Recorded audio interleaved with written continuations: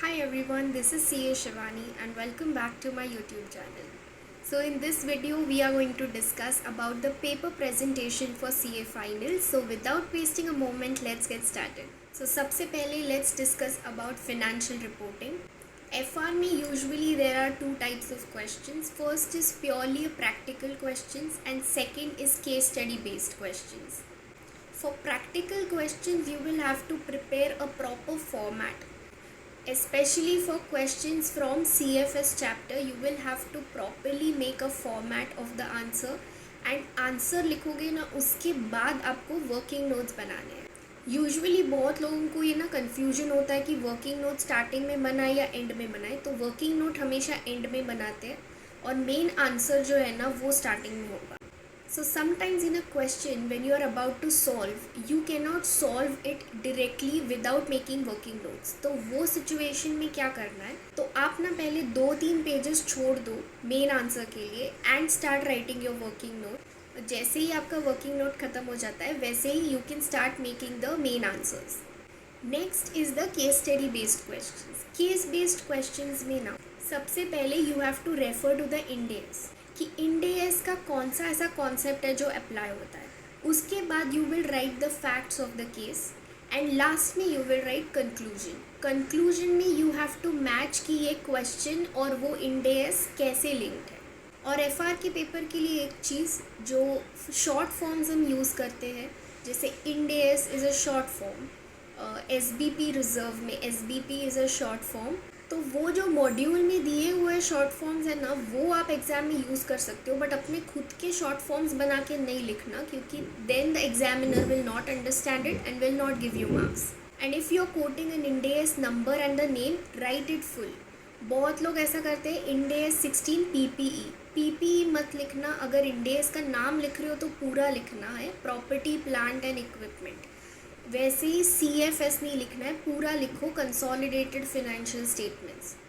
ये बहुत छोटी छोटी चीज़ें हमें ध्यान में भी नहीं रहती, बट ये बहुत ज़्यादा इंपॉर्टेंट होते हैं, इसमें आपके मार्क्स कट सकते हैं. Now moving on to SFM.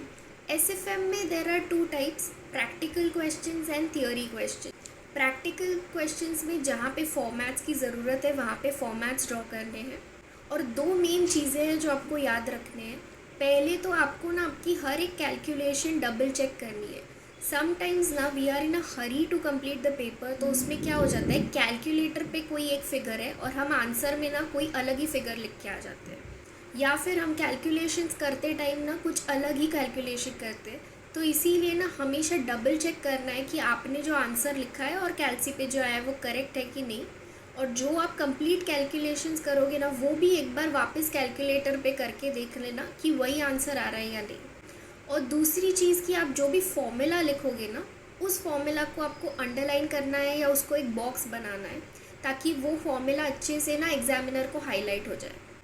फिर थियोरी क्वेश्चंस जो है ना उसमें आपने पॉइंटर्स में आंसर्स लिखने. एक बड़ा सा पैराग्राफ लिख के मत आ जाना, प्रॉपर पॉइंटर्स में लिख लो, क्योंकि वो बहुत प्रेजेंटेबल लगता है और एग्जामिनर के लिए भी ना चेक करने में आसानी हो जाती है.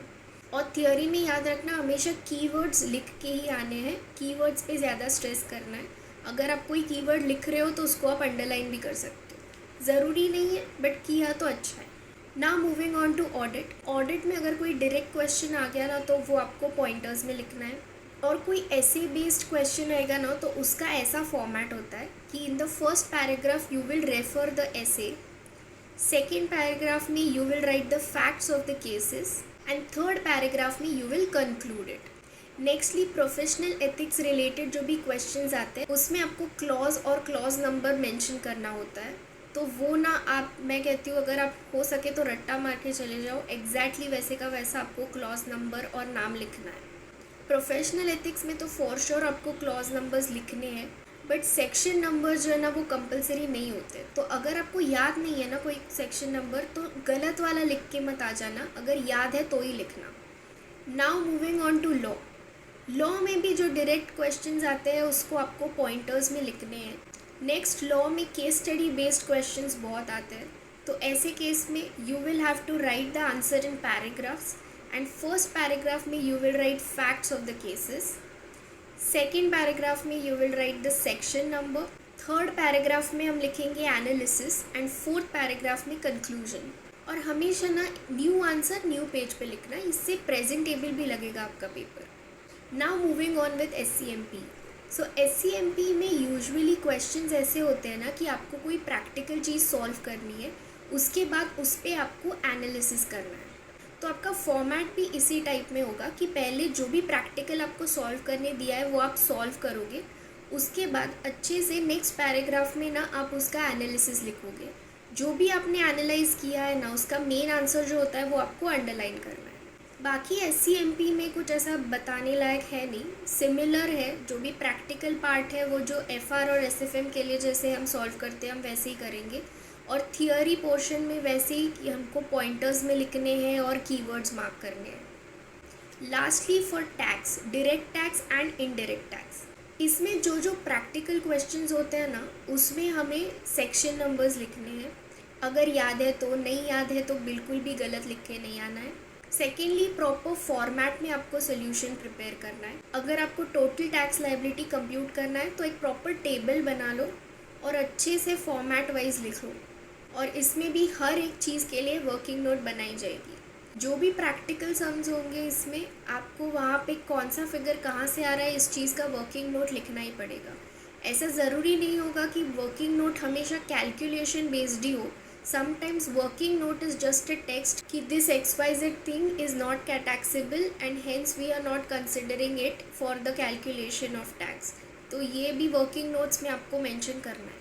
और अगर आपको ना ऐसा क्वेश्चन आ गया कि you have to compute the tax liability for mister X, तो ना डायरेक्टली स्टार्ट मत कर देना, ऊपर अच्छे से हेडिंग लिखना, computation of tax liability of mister x for assessment year dash dash for financial year dash dash. ऐसा प्रॉपर फॉर्मेट वाइज आपको आंसर करना है। फिर टैक्स में कोई डायरेक्ट थियोरी क्वेश्चन अगर आएगा तो उसमें भी आपको पॉइंटर्स में आंसर करना है और कीवर्ड्स लिखने हैं। और अगर केस बेस्ड क्वेश्चन आ गया तो आपको पैराग्राफ में लिखना है, and first paragraph will be the fact of the case, second paragraph will be the section number, third paragraph will be analysis and fourth paragraph will be conclusion. So ऐसे आपको presentation रखनी है for all the papers. और कभी कभी ऐसा होता है कि आंसर्स इतने बड़े होते हैं ना, हमें 2-3 पेजेस लगते हैं वो प्रैक्टिकल सॉल्व करने के लिए। तो फर्स्ट पेज से सेकंड पेज पे ना कभी कभी अमाउंट कैरी फॉरवर्ड करने में भी गलती कर देते हैं हम लोग। तो वो भी ध्यान रखना कि आप जो फर्स्ट पेज पे आपका जो आंसर आया है वही एग्जैक्ट आप कैरी फॉरवर्ड कर रहे हो नेक्स्ट पेज पे। So that's all for today's video. I hope आपको ये वीडियो अच्छा लगा हो। अगर वीडियो अच्छा लगा है तो लाइक और शेयर कर देना। ऐसी यूज़फुल वीडियोस इस चैनल पे आते रहेंगे, तो चैनल को सब्सक्राइब करना मत भूलिएगा। Thank you so much for watching the video.